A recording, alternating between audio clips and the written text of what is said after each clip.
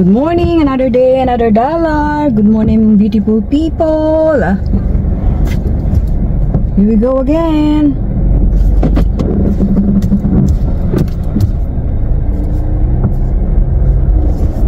Let's do this. Papasok na ang Kuratsa. Pagkatapos nanood din tayo ng hearing. Nakakasyak ang mga panyanyari, nakakagalit, nakakainis, nakakairita ang mga kurakot sa Pilipinas na politiko. Nasandamakmak sa 10 politiko, 11 ang kurakot. Joke. Meron din pong matino, pero mas marami ang kurakot. Sad to say, hindi natin maiwasang hindi mainis. Kasi may mga pamilya pa tayo sa Pilipinas na naapektuhan ng kakakurakot nila. So, sa ganang akin, wow. Sa opinion ko po dyan, ang dapat parusahan talaga na matindi dyan, yung mga nakaupo na matataas na, hindi naman po kasi magiging, hindi naman po, anong tawag dito, hindi naman yan matutupad kung hindi hinayaan ng mga matataas na politiko. Di po ba na nagmamalinis, nagdi-deny pa, at kung makapagdepende sa sarili, kala mo mga galit pa. Umanda kayo sa galit ng tao. Kaya lang, wag naman po sobra yung naninira pa. Hindi naman na maganda yon. Kasi dinadagdagan nyo ba yung gagastusan ng gobyerno? Hindi na nga kayo nakakatulong eh. Okay lang magprotesta, karapatan natin yan. Pero ang hindi po okay yung manira ng mga gamit ng gobyerno. So, ayun po, kahit ba sabing American citizen na po tayo, yung puso po natin Pilipino pa rin. At pakiramdam natin Pilipino pa rin. Itsura natin Pilipino pa rin.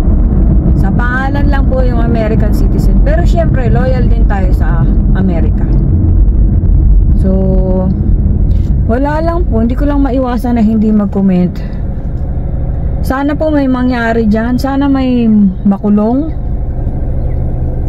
Yung talagang may kasalanan. Huwag naman yung mga inosente.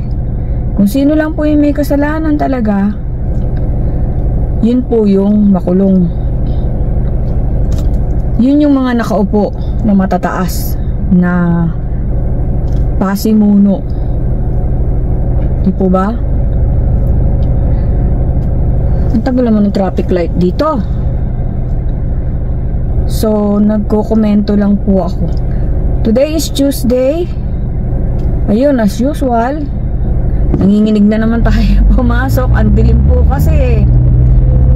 Tapos yung kaibigan ko lagi naglalakad sa umaga, hindi ko siya nakita. Kaibigan, nakikita ko po sa tuwing umaga, nag-good morning kami. Pakistani yata yun eh. Halos hindi nga siya makapagsalita ng English. So, trabaho lang. Mag-iingat po tayong lahat sa mga nasa Pilipinas at may bagyo yata. Ano ba naman yan? Bagyo, kurakot. Ay. Sana maging maayos na ang Pilipinas. Sana mabawasan na yung mga kurakot or maalis na talaga. Yung iba kasi kaya talagang gustong umupo para lang mga kurakot. Obvious po ba? Ang dilim mo, tignan niyo po pagi, di ba? So ayan po ang ating kuha ngayon. Pagi. Malinis po yung salamin namin ha. Pinalinis to ni Don P. Yung sasakyan. Dahil lang po madilim, pagi, tapos mga ilaw. So shout out sa mga kagrupo ko. Sila si Sulita, si Snitz, Joanna. Lahat po shout out po sa atin. Mga kakuratsa, ako'y napapagod na talaga magtrabaho, pero sige pa rin. Araw-araw po ting papasok, struggle. Pero kung di naman po tayo papasok, wala tayong pambili ng Louis Vuitton. Hindi na po tayo makakapag-shopping palagi. pag may gusto tayong bilhin. So pasok pa din, at saka po wala na akong gagawin kundi tumutok sa cellphone, sa iPad, sa tablet, mag-vlog, which is masakit sa mata din po at masakit sa ulo. Lagi nga po masakit ulo ko eh. So dapat balance lang, labas lang konti, work.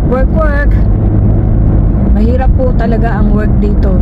Although malaki ang bayad kumpara sa Pilipinas, talagang pag masipag ka, mas marami kang kita, mas marami kang tax. Sa Pilipinas, kahit nagkandakuba ka na, kulang pa din, hindi ka makakain masyado ng gusto mo, makabili ng gusto mo. Dito, katulad ng lagi kong sinasabi, pag masipag ka, mabibili mo yung gusto mo, makakain mo yung gusto mo. Sunod po tayo sa traffic. Pag sinabing stop, hindi na po tayo pasaway. Ang dilim. Pinakita ko pa naman sa inyo ang view. Tapos ganyan, pagi. Ayan na makikita rin nyo. Pagi-pagihan. So, ang totoo po na nagpapasama ako sa inyo. Ang tagal din po ng biyahe ko eh. 15 to 20 minutes. Depende sa stoplight. 200 po kasi stoplight dinadaanan ko. Hindi, 29 yata o 27. Nakalimutan ko na. So bukas wala tayong pasok. Yay! Kaya lang, kahit wala tayong pasok na bukasan, dahil nasanay na po tayong maagang gumigising, maaga din po tayo nakakatulog.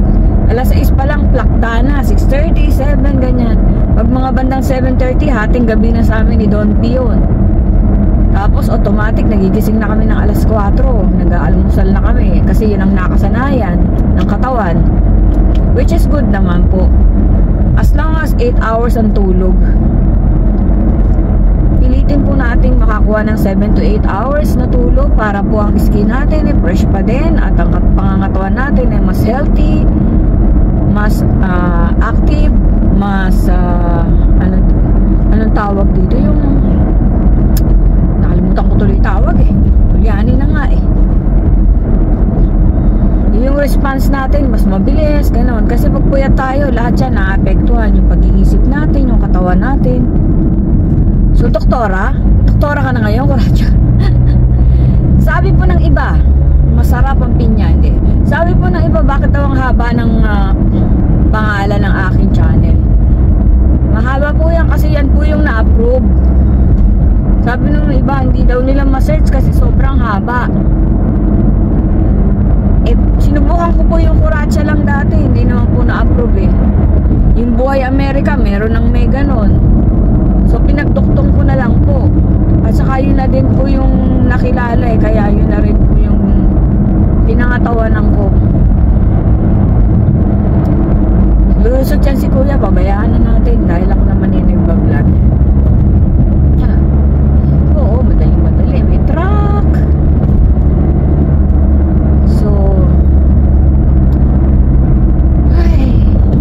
Nag-umpisa, pagod na ako. Si Don P ay pumasok na. Happy birthday, belated happy birthday Alexa and Amber and Don P. At advance happy birthday sa ating mahal na kapatid na si Boyet. September 28, celebrate po kami, Sunday po yata. Advance happy birthday Boyet, love. Siya po ang katuwang ko sa pagbablog. Ayun na, nag-vlog na ulit siya, nag-upload na rin, bukod pa kay Don P at sa mga kapatid ko at sa mga pamilya, immediate family. Thank you sa inyong lahat ng sumusuporta. Sa mga hindi naman po nakasuporta, so what? Joke. Hindi naman po natin mapipilit yung ayaw, pero pinipilit ko pa rin po. Salamat po sa mga nakasuporta. God bless. Hindi naman po kayo gagastos para sa mga porta. Hindi nyo po kailangan manood. Mag-subscribe lang po kayo. At good karma po yan. So, ano pa hinihintay nyo? Arat na! Subscribe na po. So, binibilang nyo ba yung ating napakadilim po. Nakakaano naman yan. Paano natin babalik ta rin yan? Ayun.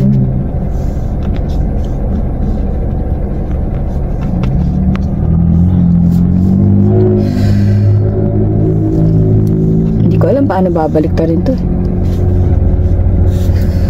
Ayaw. Ayaw at tutol. Bawal po kasing galawin siya po eh. Ayan na, go na. Go, go, go, go, go. So, wala lang po. Wala lang masyadong matapik kayo. Kundi ang ano na yan, hearing. Kayo po, ano po opinion nyo? Siyempre, galit din kayo. Malamang. Lahat naman, sino ba naman di magagalit? Maraming naguguto, maraming binabaha, maraming nagkakasakit, napapahamak dahil dyan sa pangungupit, kurakot ng mga taong nakaupo sa gobyerno. Meron din naman pong matino, pero mabibilang mo lang sa iyong daliri sa paa. Daliri sa paa talaga kung gamitin niyo pang bilang. Ay, ay, ay. Sad but true. But wag po kayong mawawala ng pag-asa mga kakuratsa. At balang araw ay titino din ng gobyerno kahit papano. Lalo ngayon nag-uumpisa ng makita yung mga kabahuan. At yung mga, ito naman po ang ano ko sa mga bumoboto sa Pilipinas. Pag alam nyo pong kurakot, wag nyo na po iboto. Kasi yung pong iba, di ba, na kulong na't lahat, na akusahan na, acquitted na, pero alam nating may kasalanan. Binoboto nyo pa rin eh. Pagpalagay ng binigyan kayo ng sardinas at saka bigas, eh yung kukunin naman sa inyo niyan mas malaki kaysa doon sa ibinigay sa inyo. Kaya maging matalino po tayo sa pagboto. Kunin nyo yung binibigay, diba, kung kailangan ninyo, pero huwag nyo iboto. Huwag po tayo maging capital T tapos bandang huli sisisihin natin, eh kayo nagluklok dyan eh, kayo bumoto dyan eh, tapos ngayon nagagalit kayo. Dapat po huwag na iboto yung mga ganyan. Kung kaya nating magkaisa kapag lugmok na tayo, magkaisa tayo. Pag bumoboto, huwag na iboto yung mga kurakot. Naiinis ako kay hindi ko babanggitin, baka awain. Yung isa sa Senado, masyadong defensive, alam na alam mong guilty eh. Hindi po ba? O, comment nyo, sino sinasabi ko? Yung pong, kasi po, kahit na hindi mo i-depende sarili mo, lalabas ang totoo. So, kung sino po yung masyadong maingay, yung masyadong, defensive, alam mo na guilty. Hello? Huwag ka nang pumutak, lalo ka na halata eh. Nakakainis po, di po ba? Alam ko maraming naiinis din. Pero wala po tayong magagawa bukod sa protesta natin. Sa susunod, huwag nyo na iboto ha. Tandaan nyo mga pagbumukhaan nyo mga kurakot na yan. Alright? Alright, okay. So, si Sulita, anong masasabi mo? Politika na to, hindi po. Meron naman po tayong karapatang magsalita, basta tama, basta alam natin na hindi naman foul, hindi tayo nagmumura, hindi tayo nanlalait. Bigay natin ang ating opinion, honest opinion, sa ikabubuti ng nakararami. Yung pong ganon, wala naman pong masama doon. Ang masama yung binanggit mo yung pangalan, tapos sinasabihan mo ganito, ganyan malalibel ka po niyan. Lalo tayo, content creator po tayo, di po ba? Medyo ingat-ingat lang sa ating lahat.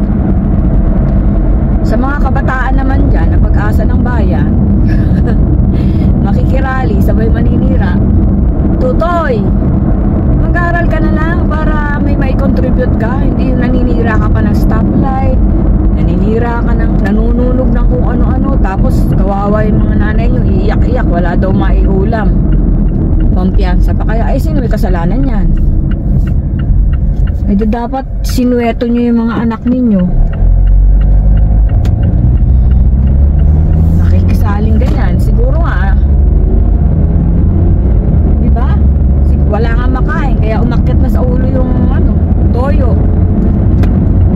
Which is, sagutin po natin yan kapag mga minor de edad, kapag may ginawang mali. Mga magulang dyan ng mga nakisali sa rally na nanira, buti na lang, panagutin nyo po talaga yan. Kasi kung hindi, uulit yan. tribute eh, nanggugulo pa. Paano pa kaya pagtanda niyan? Di, ngayon naninira, baka pagdating ng araw, lalong lumala, maging criminal na matindi na yan. Ayan, krimen na nga yung ginawa nila, nanira sila, di po ba? Andito na po tayo sa part na pinaka-paborito ko. Nagpapagpala yung ano ko, teka. Linisin natin. Yun! Lumiwanag konti ang kaya pala malabo. Yan, medyo malinaw-linaw na.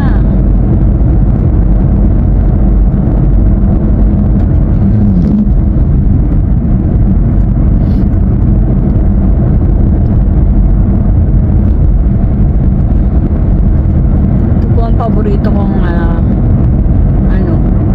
spot, Toy Beats. Shout out sa'yo, Toy Beats. Oo, maganda kalsada rito, maluwag. Tama ka, mas madaling mag-drive dito. Unang-una, automatic dala-dala mo. Sa Pilipinas, stick ang gamit ko, pero dun po ako sanay. Inangangambyo. Unang hawak ko nga automatic, sabi ko, kaya ko ba yan? Mas madali pala kasi isa lang gumagana.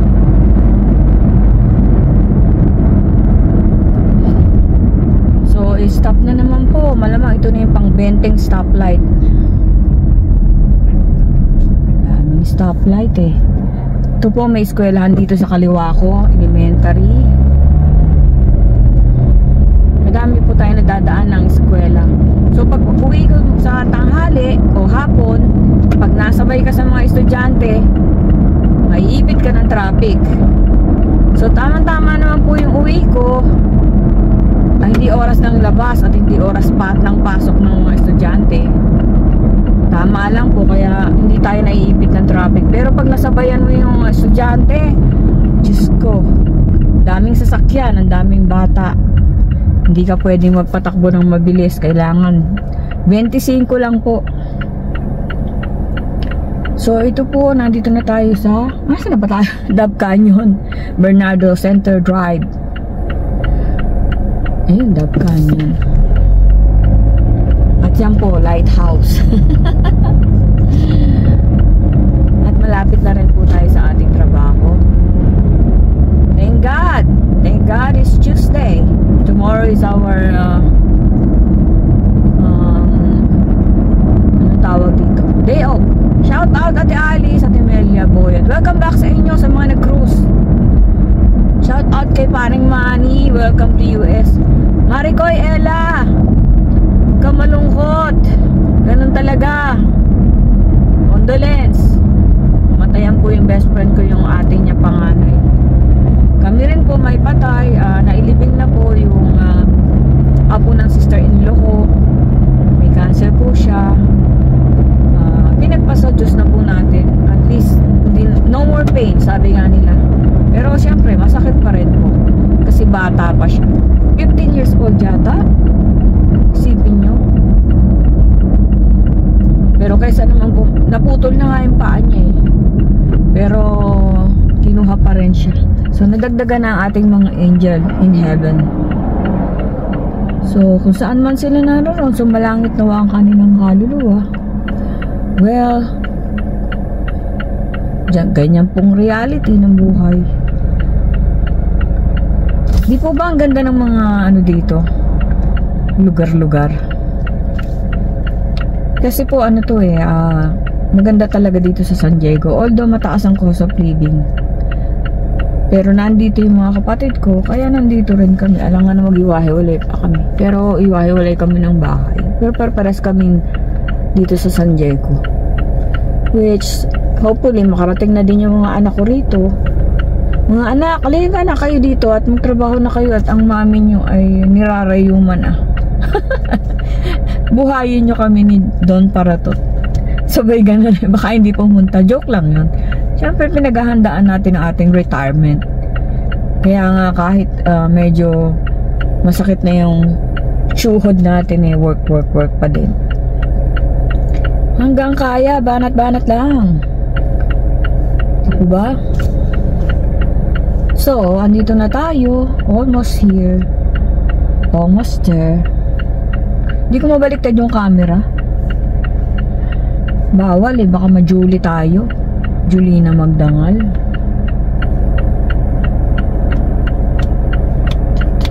Di po ba? Ayun yung bundok na yun. Ang ganda. Marami talagang bundok dito. Kaya po fresh. Kaya nga maaga ako pumapasok kasi gusto kong makalanghap ng sariwang hangin. Pero nung nakaraan, hindi sariwang hangin ang nalanghap ko. Naglilinis ng Poso Negro. Diyos me, ang panghe.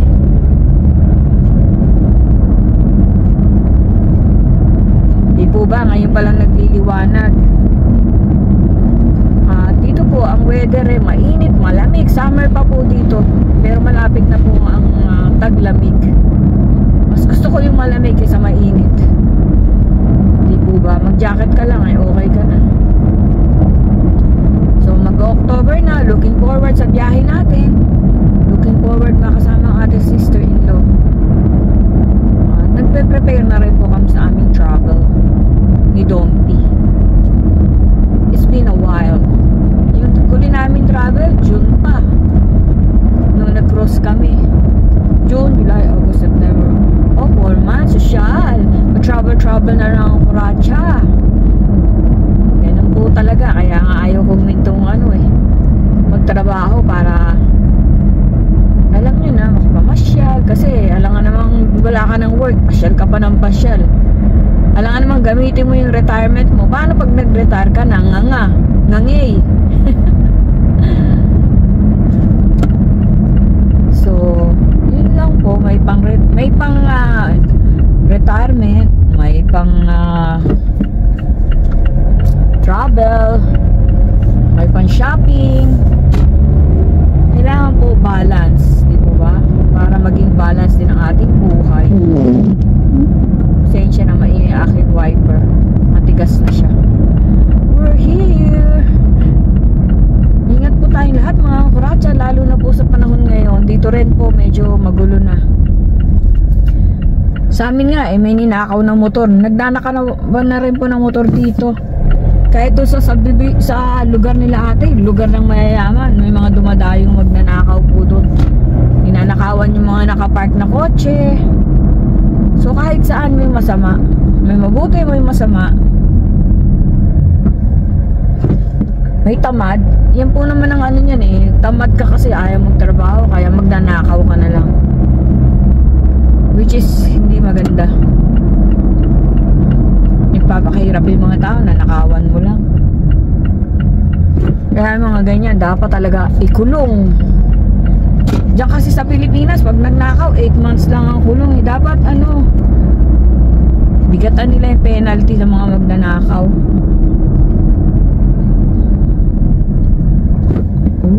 Ayun po ang bundok, kita nyo. Wow, maliwanag na siya. May liwanag ang buhay. Nandito na po tayo. Salamat po sinamahan nyo ko kasi po pag ako lang mag-isa nagdadrive ako, tugudog yung dibdib ko. At least pagka nagsasalita ako, nalilibang-libang, kausap ko kayo, feeling ko kasama ko kayo kahit hindi. Tapos mapapanood ninyo.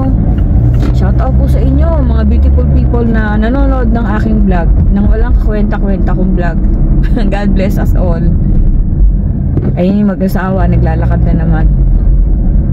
Araw-araw po yan. Kayo din po, maglakad-lakad kayo pag wala na kayong work. Exercise po yan, pampahaba ng buhay.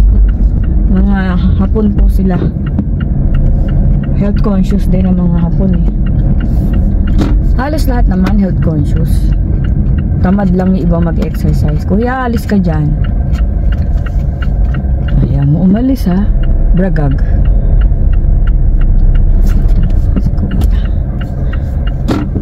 Ay, thank you Lord, I'm here.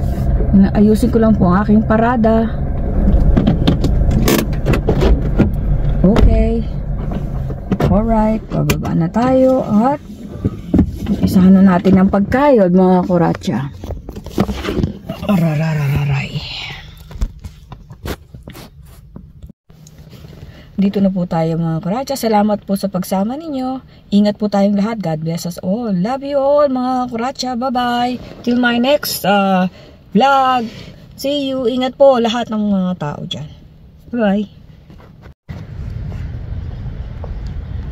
Layo natin ang konti ang camera. Yan ang...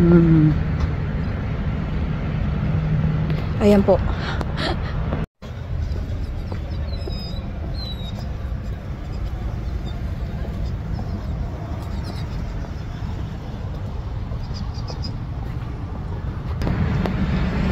Thank you.